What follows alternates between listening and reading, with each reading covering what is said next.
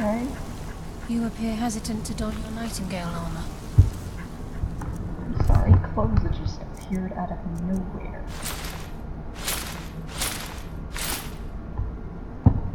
What's troubling you? Paul. Okay, I got him. What do they look like? Fucking awesome.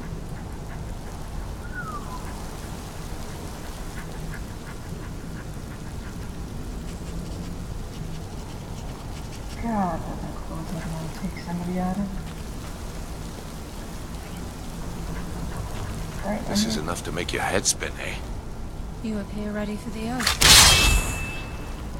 Yeah, let's go. You appear ready for the oath. Yes. I think we should trust the lass and take the deal.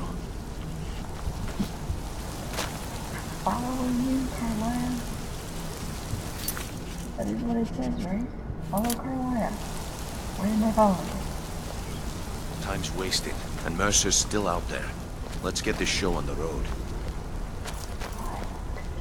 I really do.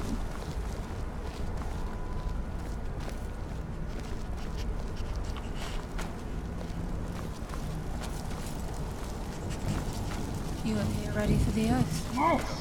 Go! Come on! Beyond this gate is the first step in becoming a nightingale. Okay. Whoa there, lass. I appreciate the armor, but becoming a nightingale? That was never discussed. It wasn't? To hold any hope of defeating Mercer, we must have Nocturnal at our backs.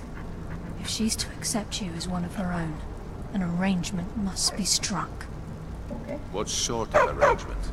I need to know the terms. The terms are quite simple, Brynjolf. Nocturnal will allow you to become a nightingale and use your abilities for whatever you wish.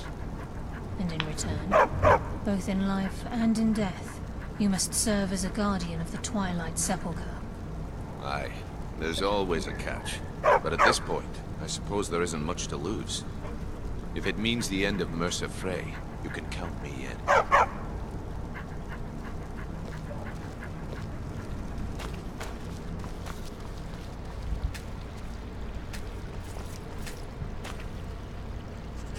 Are we waiting for you?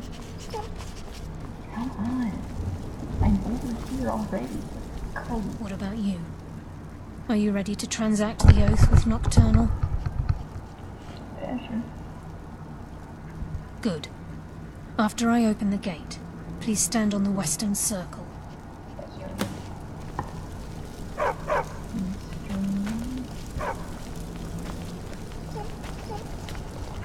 This is enough to make your head spin, eh?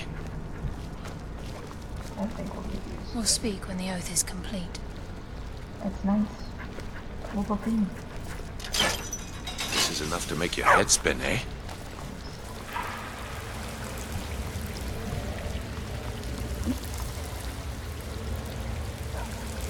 Are you coming with me?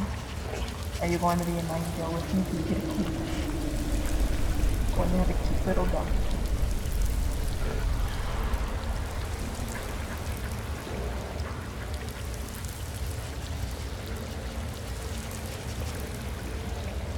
I call upon you, Lady Nocturnal, Queen of Murk, and Empress of Shadow.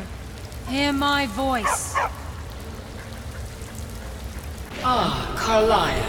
I was wondering when I'd hear from you again. Lose something, did we?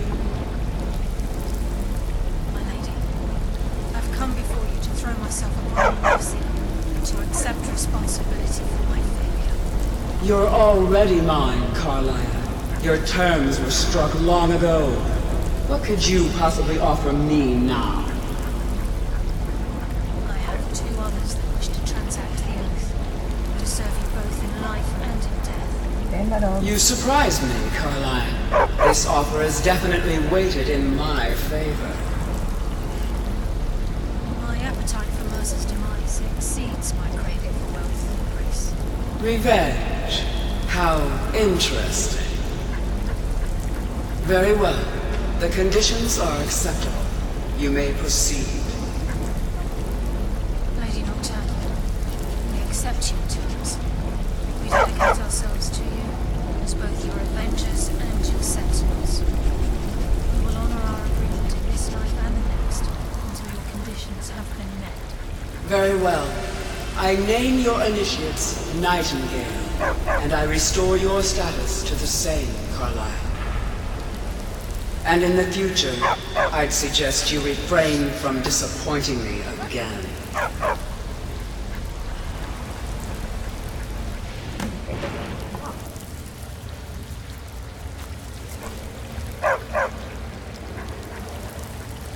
Now that you've transacted the oath, it's time to reveal the final piece of the puzzle to you. Mercer's true crime. Let's hear it. Mercer was able to unlock the Guild's vault without 2 keys because of what he stole from the Twilight Sepulchre, the skeleton key. Fun. By doing this, he's compromised our ties to Nocturnal, and in essence, caused our luck to run dry. Well, yes, but the key isn't only restricted to physical barriers. All of us possess untapped abilities, the potential to wield great power securely sealed within our minds. Once you realize the key can access these traits, potential becomes limitless.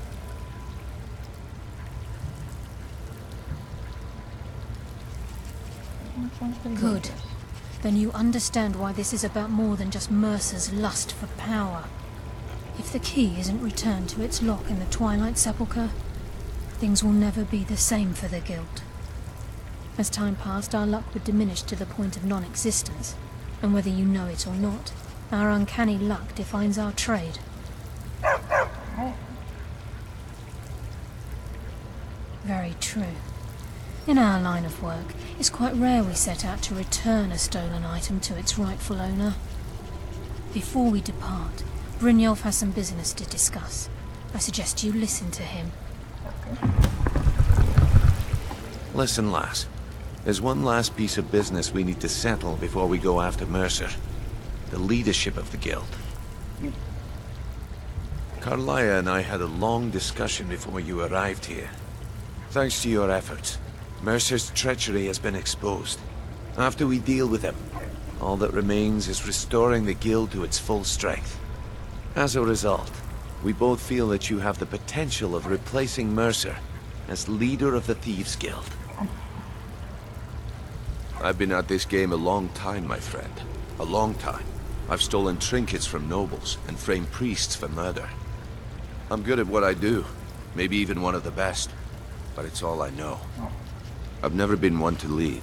Never desired it, never cared for it. Don't want it. Oh, thank you. Look, everyone in the Guild admires what you've done. Maybe they won't come out and simply tell you, but I promise you it's true. And now they know Mercer never genuinely cared about the Guild. He lacked the loyalty you obviously possess. I can't think of anyone better.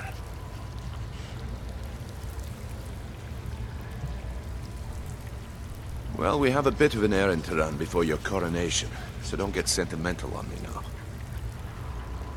Alright. Then it's decided. When this is all over and Delvin's contacts assure me that we've regained our footing in Skyrim, we'll handle the details. Until then, we have quite the task ahead. I've been poring over the plans you brought us, and I'm convinced the eyes of the Falmer are in the Dwarven ruins at Erkenthand. Carlaya and I will meet you there. Prepare yourself, lass. This will be a fight to remember. I mean,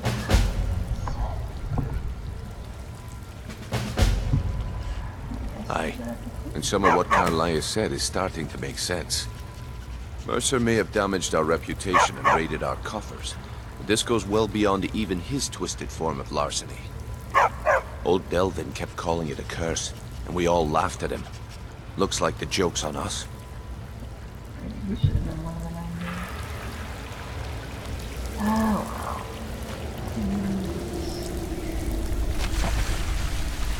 Interesting.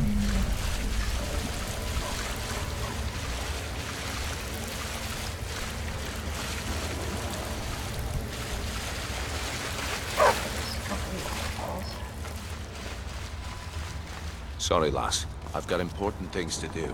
We'll speak another time. Hmm?